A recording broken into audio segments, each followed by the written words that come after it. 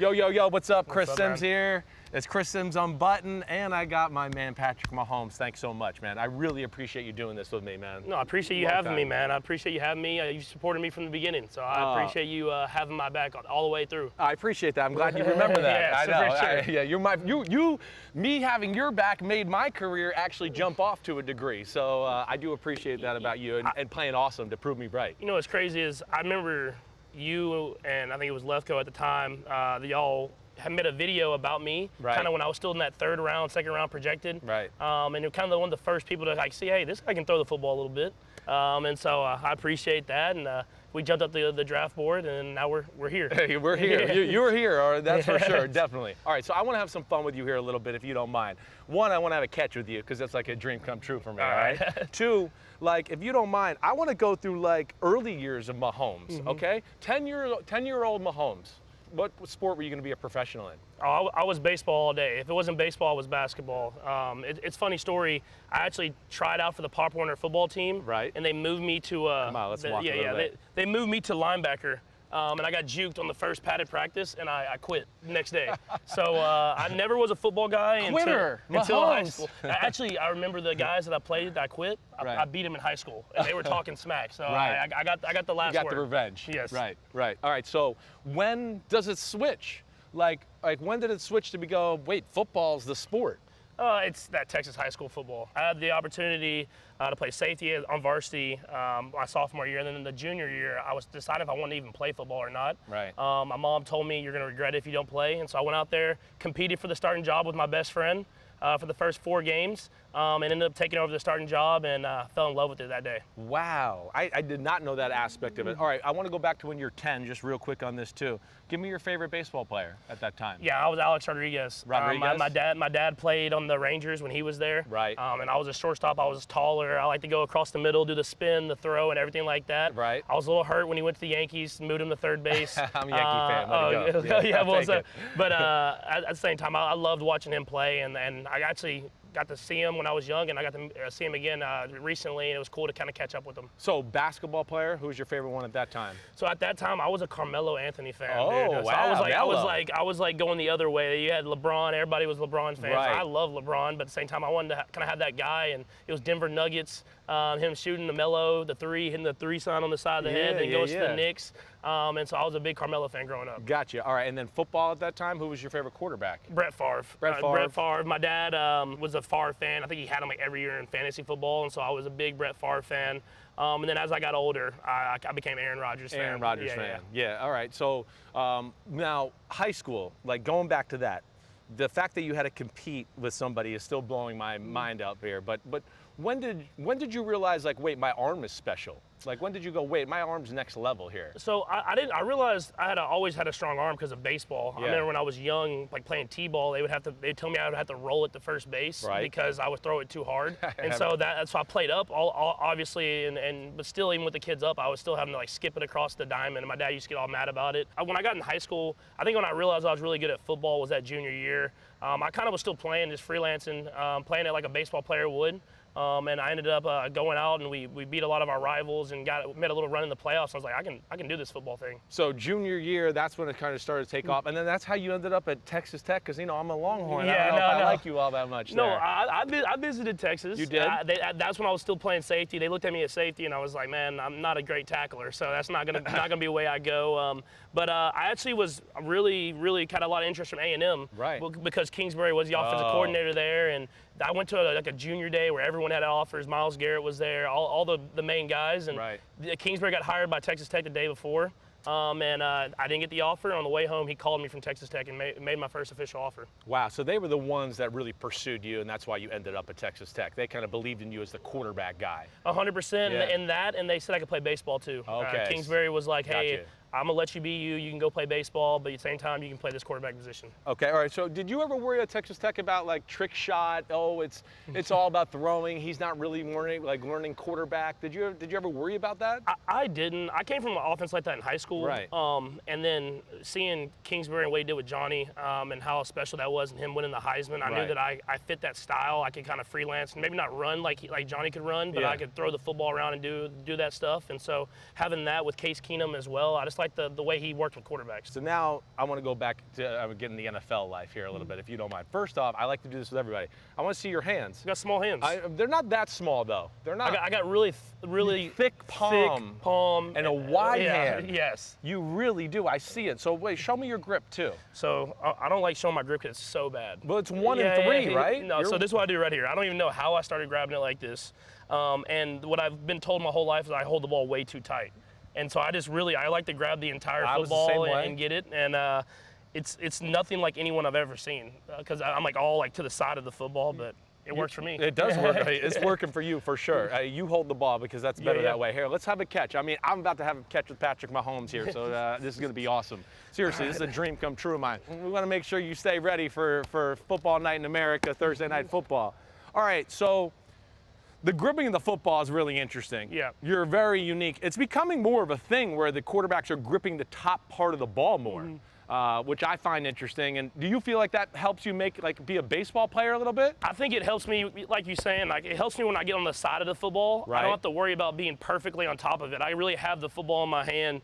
And I mean, even going back to baseball when I pitched, right. They said I held the football too hard there too. Like I always have been a guy that just really grabs every part of the ball if I can. But you don't have any problem with grip, like throwing a wet ball or anything like that? No problem. I've had no problem. I was a little scared about snow. I grew up in Texas, right. And so I didn't know how snow was going to work. But at the same time, I came out here in Kansas City, and Coach Reed had us practicing in 0 degrees. When I got to game day, I was like, this is easy. So I think just living in it, enjoying it, taking the challenge has kind of really helped me out as far as throwing the football. Right. All right, so your pregame warm-up.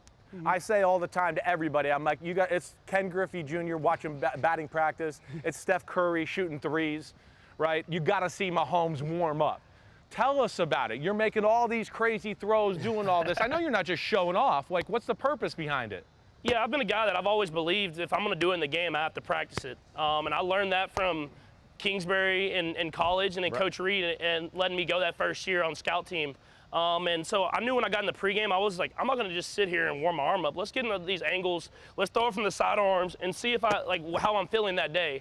And I think that's been the biggest thing for me is as long as I practice it and I trust it, I go out in the game and I can be me. Right, and then so that's the other part I'm like enamored by.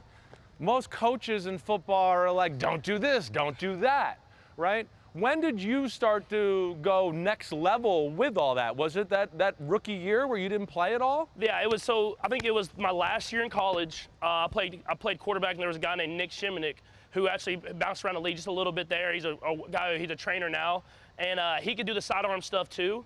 And we used to, in practice, we'd be like, hey, let's one up each other. Let's see who can do the better sidearm, the better no look. And so that's when it started. Kingsbury loved it. He was probably the biggest fan of it. And then this first year in college, I got on scout team. And on scout team, they let you go a lot of the time. Sometimes they circle the guy they want you to throw it to. And I was like, well, I'm not throwing interceptions, so I'm gonna no look the throw. And then by like week 7, they were like, hey, you gotta stop the no looks. Like you gotta just throw the ball the right way. That's amazing. All right, so then you get here to Kansas City, and like Andy Reid is like okay with that. Was there a moment where you were finally like, wow, I'm in the trust tree. He's gonna let me do some of this crazy stuff? Yeah, I think it wasn't like I asked or said anything like that, but I think once you start doing the easy stuff and you do that stuff well, he lets you have the freedom to be who you are. And you always hear him say, let your personality show. And to have guys like Travis and Tyreek and Sammy on my first team, I was able to do kind of some of that, I don't want to say trick shot, but that different arm angle type stuff. And I think it let them play free as well. And Coach Reed was the biggest fan of like, just go out there and make this offense yours. How do you balance being Mr. Pocket quarterback? I got to make the right read. I know the defense. I should go here with the ball, and going, wait, I'm not going to lose my backyard ability either. How do you kind of deal with that mental struggle there? Yeah, it took me a while. I think you saw in that 1 year where I was hitting all those deep shots. It was working, and then everybody started playing us deep. I had to learn how to take the check down. I had to learn to take the easy throw. And that's something that I had to battle. It's against my nature. I want to throw it deep. I want to score a lot of points. But Coach Reed did a good job of just preaching it to me. And then when I finally did that, it opened up the rest of the field as well. Right. All right, hold on. I want 1 second here. I got to cheat. I got to look. I'm not that smart, man. I went to Texas, like I told you. Texas, I just want to make sure I'm not messing a spot here. You better watch out for Texas Tech this year, man. Got that. Yup. Y'all better watch out for Texas Tech this year, man. We'll see about that. We're a little sneaky good this year. I don't usually say it. I'm usually a downer on Texas Tech. All right, here we go. Sorry, my bad. Here we go. All right, so, I mean, you're the human highlight film right now. You make the most damnedest throws I've ever seen.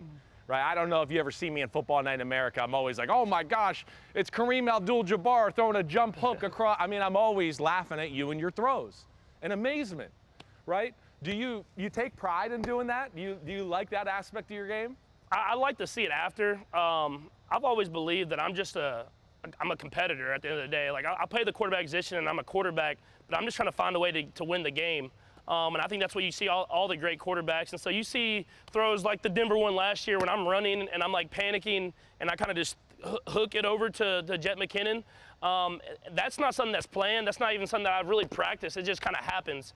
And so that's what I take pride in is I'm more than just a quarterback. I'm a football player and I want to go out there and win. Take us into that spot of like the flow state of like, you know, with Steph Curry's doing all this crazy stuff. What's in your mind as those panic mode moments you're talking about? Yeah, I think it just kind of slows down. I think you hear a lot of athletes talk about it. The game slows down to where there's sometimes that I even just do it off reaction. I've seen the moment happen before. You see me, I walk the whole field before the game, and I want to see the throws. I want to see those moments, and I want to see what's happening. And so when I'm in that moment, it's not like I'm panicked and I'm throwing it. I'm like, let me just find a way to maneuver the football, get it there, and let the playmakers make the plays happen.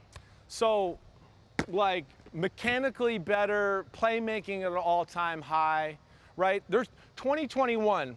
Would I be fair to say that, like, you went through a period, maybe because of your toe early in the year, where you were off your game a little bit and, like, weren't mechanically as good as maybe you are right now? Yeah, you said it. For me, I'm all about my feet. Like, I want my feet to always be in the right spot if they can be. And so when I go to the offseason and I work on throwing, I never work on my arm or like how I'm throwing the football. I always believe if my feet get down at the right time, then my fingers will figure out the rest of the throw. Gotcha. And so you saw that. I don't know if it was my toe or if it was just I kind of got in a little bit of a funk.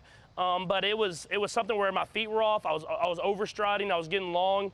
And then once I finally got out of it and I found it, everything started clicking again. Right. And so that's something that I try to pride myself every year is you see the highlight throws, you see all the sidearms and stuff like that. But if I can, I want my feet to be in the right spot, and I want to really come off the mound and make a throw. I saw that on the Netflix series a little bit too. And like when you say your feet were too long, you were like getting too much, like almost baseball-y, right? I'm a pitcher, so I want to go and do this. And sometimes my fingers are good enough that I can still make the throw. Get it go, right. But if you can, you want to make it easy on yourself. And I watched a lot of tape with my QB coach on just guys that have been great in the past, like Aaron and freaking Joe Montana, John Elway, and you always see when they get their feet down, they come off the mound and make these throws, and so that's something that I wanted to do, and that's something that I've really prided myself over these last 4 or 5 years. Mechanics mastered, offense you look really comfortable. Yeah. Right? What's the next phase of your game that you're looking to go, I got to go to the next level here? Yeah, I think it's just continue to become a better and better leader. And that's not only on the field and how I play, but how I push these guys to be great every single day. If you look at our team, we had a lot of young guys that won the Super Bowl. And so you would think that would mean that we're just going to have this run. But I think a lot of people know is like once you win it, everybody wants to relax. Right. And I want to make sure no one relaxes. I want to make sure that everybody knows that they have to take it to the next step now. Everybody's going to give us their best shot if they weren't already, and we have to know that going into the season. So if I say Willis Reed or Kirk Gibson, what comes to your mind there? I think Jordan flu game. Yeah, I think the biggest thing for me is just those guys know, like, you got to compete. You got to just lay it all on the line. And for me, it's not even about being hurt or going out there and playing injured. It's about like showing up for your teammates. Love of the game. I mean, you have to love the game, especially playoffs. I mean, we work all season for this moment, and there was nothing that was taking me out of that game. I think you saw that on the documentary a little bit, other than Coach Reed. And once he let me go back in, I was ready to go out there and put it all on the line. Like, I'm just saying, you not only had the year of like one of the greatest years in quarterback history, you're now in the greatest quarterback all-time conversation. You're one of the most popular sports stars in the world. And now you're gritty and tough. Like, and I don't think people expect that from diva superstar quarterback all the time. No, it's like, it all aligned. I feel like I've always been that toughness has been part of me. Right. I've just always been someone that loves competing. I love what football means. I mean, it's a complete team sport. And I know sometimes I get a lot of the hype and everything like that for the Chiefs. But if you look at our team, it's everybody. And whenever someone needs to step up and make a play, they do every single time. And it's not always me, but it's cool whenever you get to hold that trophy at the end of the year. Yeah, I know that. You're a team first guy. You're extremely humble. I've talked to too many people that say that about you. Brought up Brett Favre and Aaron Rodgers, right? I got to ask you, like, Aaron Rodgers was my favorite quarterback, right? It's been so close to happening, and now finally it looks like it might happen in week 4. Knock on wood. Yes. Hopefully you don't jinx it here. But, what would that be like to play Aaron Rodgers and finally get that matchup? Yeah, I'm excited for it. I've always thought it was the coolest thing to play the great quarterbacks of the generation that I watched growing up. So obviously I played a lot of games against Tom. I played against Big Ben, played against Andrew Luck, and I just haven't had that moment of playing against Aaron and shooting the commercials with him, kind of playing some golf rounds with him. We built a great relationship and stuff like that, but he's just as competitive as I am. So I'm excited for that game and Sunday Night Football. So we'll be on the stage for everybody to see. You know it. We'll be there. Is Rodgers a guy you take, watch film, take anything from his off-platform throws or anything when you were first learning that? Oh, 100%. It was someone that Kingsbury actually told me to go watch. And whenever I was first got at the Texas Tech, and I'd always watched Aaron, but like kind of on TV. But to get him that all-22 and really see the way he was able to manipulate the pocket and then get out and use his legs, and then obviously just throwing the football. I mean, the dude never doesn't throw a spiral. I think you see that on even Hard Knocks at this point. And so it's cool to see to watch him play and hopefully get to go up against him. Last question or two. What's the most nervous you've ever been in an NFL moment? Ooh, in an NFL moment. You had a moment your first year playing. You were in the huddle against the Patriots on Sunday Night Football, and the sky cam went over you. Yeah. And I remember you looked at it, and I remember that was the first time I thought, man, Mahomes might be nervous for the first time ever. I would say the most nervous that I've been, which is crazy because it's not that game, but it was against the Patriots the first time we played them, opening night, my rookie year. I wasn't playing, I was backup quarterback, but I remember running out on the tunnel, and they had like the big inflatable trophies on the field because they were doing their banner night. Right. And I remember being like, oh, we're in the NFL now. Like, this isn't Texas Tech anymore. And so that was probably the most nervous that I've been on a football field. The Super Bowl and all that stuff, you get nervous up into the game, and then it's like when the first snap happens, everything just locks in. So I think that moment, that first NFL moment, was definitely that first year in New England. Yeah. Well, you had no control over that moment. That probably made you more nervous, too. You're like, nothing I can do about this one. All right, and this is your toughest stretch of your NFL career. Did you ever have a stretch where you're like, damn, I'm just not playing good, I'm not throwing it good, whatever, I'm not seeing the field good? Yeah, no, it was when we talked about a little bit earlier. It was I think it was like a 3 or 4 game stretch where it was like just nothing was working the way that I wanted it to work, and that tests your mind. Like, are you going to keep working? Are you going to continue to evolve as a quarterback? And that's something that I had to do. And it had been easy. I don't want to say easy, but it had been so easy to come out and I'm throwing it and we're scoring and all this different type of stuff. And then I realized, like, no, this is the NFL. You got to get better or you're going to get caught. And so that's something that I've kind of held with me the rest of my career is I got to keep getting better. If not, I'm gonna lose some of those games that I feel like I shouldn't. Last one, I swear. Like, I have to ask you this, right? Like, my company, NBC Sports, will be mad if I don't ask. 7, right? Yeah. I know you're one at a time here, but I mean, do you hear that noise? Do you think about that number? What do you do? Yeah, I mean, it's hard not to think about it. If you think about 7 Super Bowls and then 10, being in 10 of them, I mean, it seems surreal because, I mean, I know how hard it is now to even get to that game. Right. But like you said, you take it one at a time. At the end, that's the ultimate goal, I think, for any quarterback in this league, is to get to all those Super Bowls. I know it's a long ways away, and it's going to take a lot of just season in, day in, week in, whatever it is, of being the best I possibly can be. And then if you talk to me in like 15 years, and we'll see where we're at and see if I can get close enough to that 7. All right, I'll be back before then, but maybe in 15 too. All right? I appreciate you, You're the man. You are the man. I really appreciate it. Yes, Good sir. luck this year. Hi, I'm Mike Tirico, and thanks for watching. Make sure to hit subscribe for the latest news and highlights from NBC Sports.